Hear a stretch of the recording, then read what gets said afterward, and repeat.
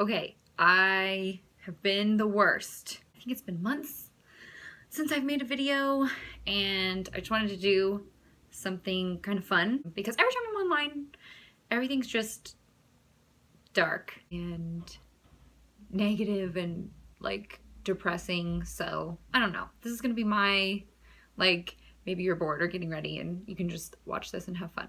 So it's like a story time, and I think I'm gonna do bad Tinder dates. Now, this is all in good fun. I'm not saying anybody's name, and I just think it's funny. Bad dates, like, it's just the nature of the beast. We're all out there trying to like meet people we get along with, and a lot of people we don't. So, oh gosh, okay, so I don't have a Tinder, and every time I've had it, I'll maybe have it for like a day or 3 days. But I think the first I've only gone on like 3 dates, I think, but they were all uniquely horrible in their own way. Let's start with the first one. So I meet this guy at, I actually don't remember his name. So okay, guy number one. We meet up at this Mexican restaurant that I picked out, but you pay before you like order your food, pay, and then go eat, which I get is actually totally like an awkward scenario for a first date, but he did not pay for me, which is fine. I always have my own money in situations like that, but I will say, to me, just if the person doesn't pay, it doesn't feel like a date. Then it's just two people happening to get food at the same time. It's the gesture. And I always purposely pick places that aren't expensive, but that wouldn't have been just the deal breaker on its own. No. But he did not pay, so I was kind of in my mind a little bit like, oh, okay, I don't know, is that supposed to be a signal to me that he also doesn't think this is a date? It's just, anyway, if you want the girl to think it's a date, pay. He also was like 6'5". I'm 5'4", and I had just gotten off work, so I was in flats. So he's like towering over me, and he's wearing like cargo shorts with black knee-high socks. His knees were up to my face. I couldn't not look at them. Obviously, I wasn't gonna say anything, but in my head, I was like, what the fuck is this guy wearing? Then he says, oh, sorry about my socks. And I was like, He was like, I have a really big spider bite. And I can't.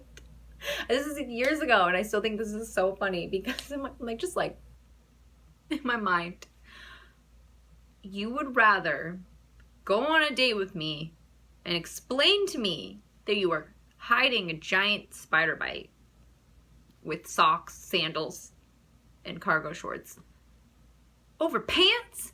Like, what was happening in your life that you just was pants? I don't know.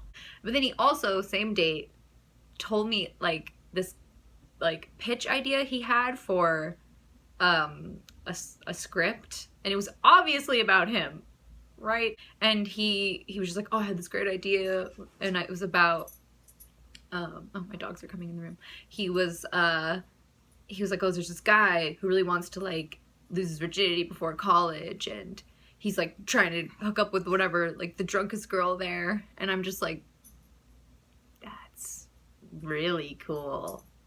Oh, that was a bad, so yeah, to me that was just a bad date. I did not give my number to him. And but like I'm saying, it's just funny. I'm not like, this guy is the worst and I hope he's dead. It's more like, it's still good to go on bad dates because then you can have these funny stories that you can like talk to your friends about. I'm sure I've been like terrible on a date. I'm pretty sure once a guy asked me if I wanted to go snowshoeing, and I just started laughing because I thought he was kidding.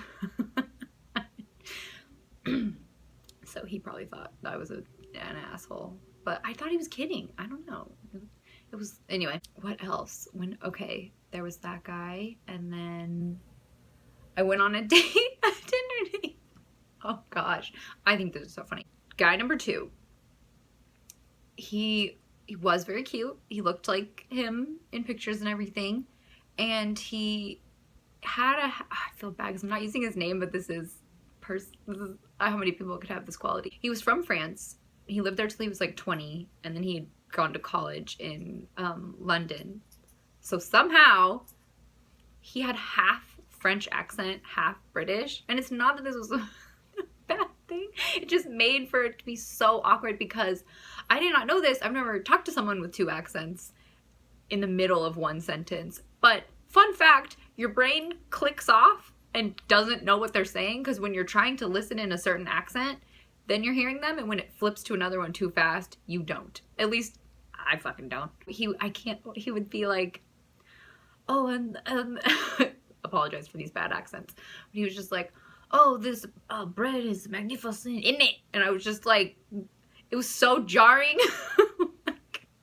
that every time I would be like, and then he also would randomly just say ça va really fast, and I kept thinking he was saying, because we were also at a bar, so it was a little loud, and I thought he was asking me to repeat myself, so he'd be like ça va, and I was like, oh, I said, so you can just imagine how hard it was for us. But it was a fun date, but it was just that to me that was so funny that we couldn't communicate easily. But then it turned bad because, you know, kept trying to kiss me, and I think that's a European thing, because I've had that happen a couple times where they're just more like, I don't know, I wouldn't say like confident and like ballsy, and like they go for it, whereas I'm like American, so I'm like, what are you trying to kiss me on a date, you psycho? Yeah. What else? There has to be another one. Bad Tinder date. Once, oh, how am I forgetting this guy? So we go to like a McMiniman's or something, and he wouldn't let me talk. I kid you not. When I was saying, I was like this, or I'd go to talk, and then he would talk just the whole time, and like, not only was he like talking the whole time, and not like, I'm serious, I barely got like 3 words into it, and he would say like, I get into just be like, he's like, oh, I live in Portland, you live in Portland, blah blah, where like, and I was just like, yeah, I'm living with a couple friends, and then boom, like that was it, that's all I got out.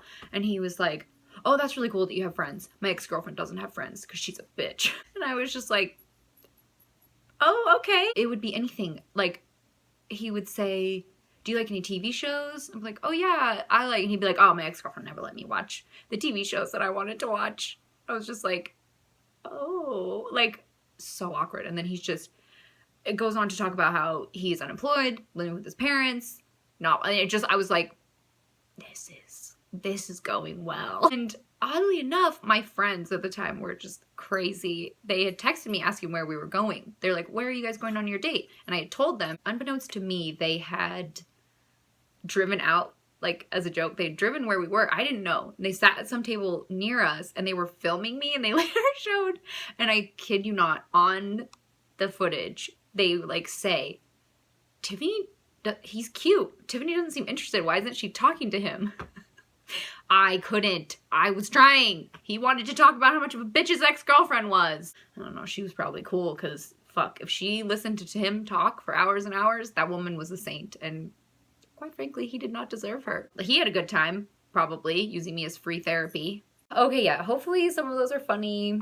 Oh, internet dating. I don't know. It's like a great idea, but I don't know how well it actually works in real life. I don't know. Maybe you guys can explain to me why. Why?